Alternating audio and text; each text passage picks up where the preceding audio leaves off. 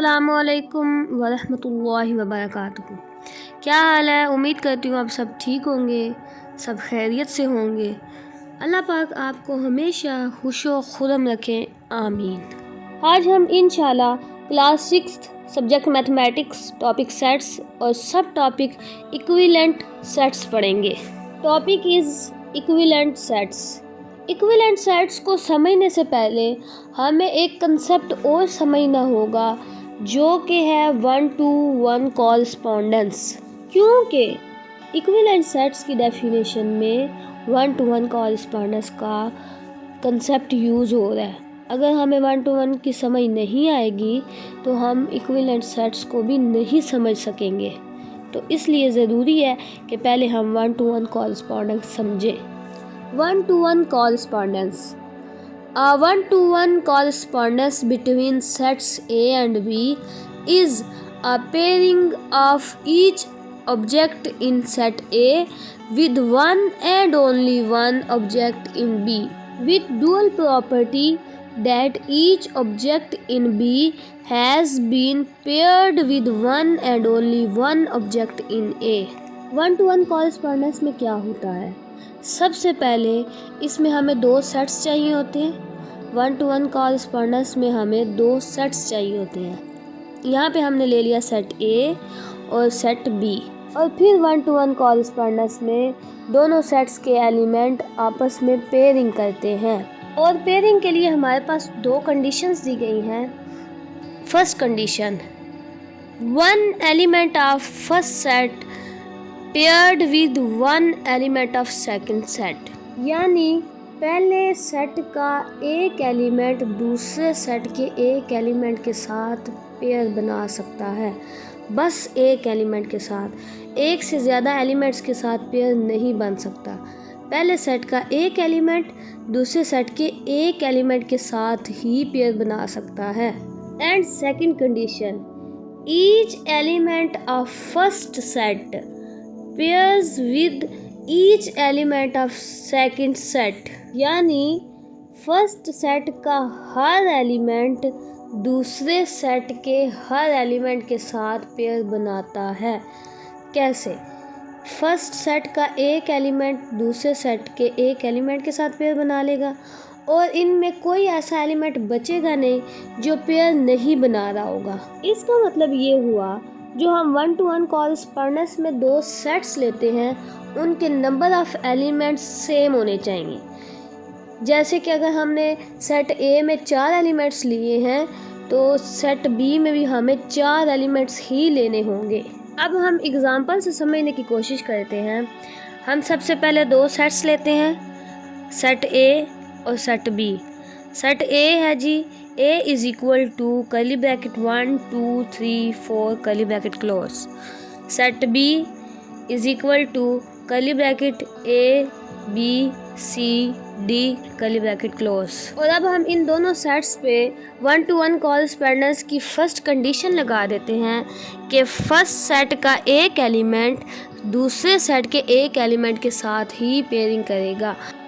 तो सेट ए का first element 1 set B के फर्स्ट एलिमेंट ए के साथ पेयर करेगा। सेट ए का सेकंड एलिमेंट 2 सेट बी के सेकंड एलिमेंट बी के साथ पेयरिंग करेगा।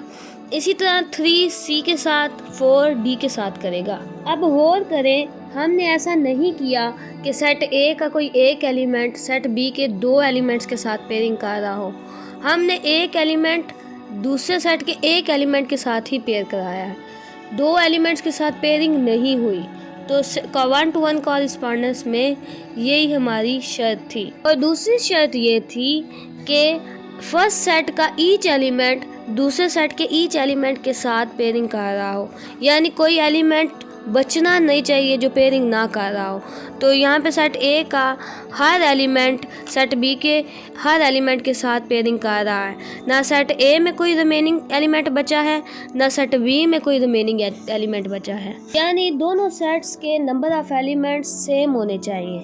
तो यहाँ पे देखिए सेट ए के कितने एलिमेंट्स हैं? सेट ए के 4 एलिमेंट्स हैं। इसी तरह सेट बी के भी 4 एलिमेंट्स हैं।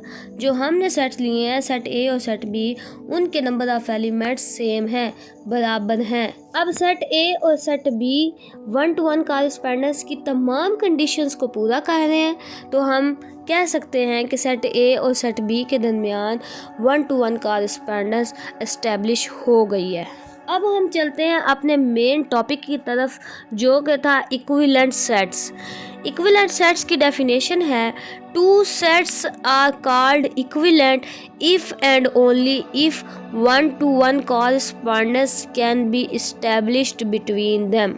मीन्स ऐसे दो सेट जिनके दरमियान 1 to 1 कॉरेस्पॉन्डेंस एस्टेब्लिश हो सकती है, उनको हम इक्विवेलेंट सेट्स कहते हैं। फॉर एग्ज़ाम्पल, जो हमने पीछे सेट्स लिए थे ए और बी, उनके दरमियान हमने 1 to 1 कॉरेस्पॉन्डेंस भी इस्टेब्लिश करवाई थी, तो हम कहेंगे ये दोनों सेट ए और बी इक्विवेलेंट सेट्स हैं। नॉन इक्विवेलेंट सेट्स, इसकी डेफिनेशन है, two sets are called non equivalent if 1 to 1 correspondence can not be established between them. Means ऐसे दो सेट जिनके दरमियान में 1 to 1 कॉरेस्पॉन्डेंस एस्टेब्लिश नहीं हो सकती, उनको हम नॉन इक्विवेलेंट सेट्स कहते हैं। नॉन का मतलब साइंस में हमेशा ना की सेंस में होता है, नहीं की सेंस में। इसी लिहाज से non equivalent sets equivalent sets के बिल्कुल उल्ट होंगे कि अगर इक्विवेलेंट सेट्स में 1 to 1 कॉरेस्पॉन्डेंस हो सकती है, तो नॉन इक्विवेलेंट सेट्स में 1 to 1 कॉरेस्पॉन्डेंस नहीं हो सकती। फॉर एग्जांपल, हम 2 सेट्स लेते हैं, C and D। Set C is equal to curly bracket 1 3 5 7 curly bracket close, and set D is equal to curly bracket A E I O U curly bracket closed. अब इन 2 sets पे हम 1 to 1 correspondence की first condition लगाते हैं कि first set का एक एलिमेंट सेकंड सेट के एक एलिमेंट के साथ ही पेयर बनाए। तो हम बना लेते हैं कि सेट C का जो फर्स्ट एलिमेंट 1 है, वो सेट D के फर्स्ट एलिमेंट A के साथ पेयरिंग करता है, 3 E के साथ, 5 I के साथ, 7 O के साथ। 1 to 1 कॉरेस्पॉन्डेंस की सेकंड कंडीशन ये थी कि each element of first set pairs with each element of second set, यानी दोनों सेट्स का हर एलिमेंट पेयरिंग में होना चाहिए।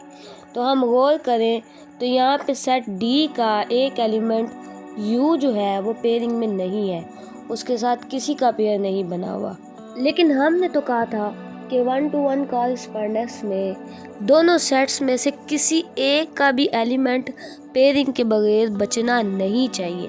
तो यहाँ पे हमारे पास सेट D का एक एलिमेंट U पेयरिंग के बगैर मौजूद है, तो फिर इस लिहाज से ये 1 to 1 कॉरेस्पॉन्डेंस तो ना हुई। और मैंने आपको एक ट्रिक भी बताया था कि 1 to 1 कॉरेस्पॉन्डेंस उन दो सेट्स के दरमियान में हो सकती है जिनके नंबर ऑफ एलिमेंट्स बराबर हों। लेकिन इस एग्ज़ाम्पल में हमारे पास सेट C के 4 एलिमेंट्स हैं और सेट D के 5 एलिमेंट्स हैं, A E I O U 5 elements. तो यहाँ पे ये वाली कंडीशन भी फॉल्स होगी कि number of elements of both sets are equal. यहाँ पे C सेट के 4 एलिमेंट्स हैं और D सेट के 5 एलिमेंट्स हैं, तो ये एलिमेंट्स भी बराबर नहीं है। तो हम कह सकते हैं कि सेट C और सेट D के दरमियान में 1 to 1 कॉरेस्पॉन्डेंस इस्टेब्लिश नहीं हुई। तो सेट C और set D non equivalent sets हैं, क्योंकि इनके दरमियान में 1 to 1 कॉरेस्पॉन्डेंस इस्टेब्लिश नहीं हो सकी। इस वीडियो का टॉपिक हुआ क्लोज। मुझे इजाज़त दें। अल्लाह हाफिज़, फ़ी अमानिल्लाह।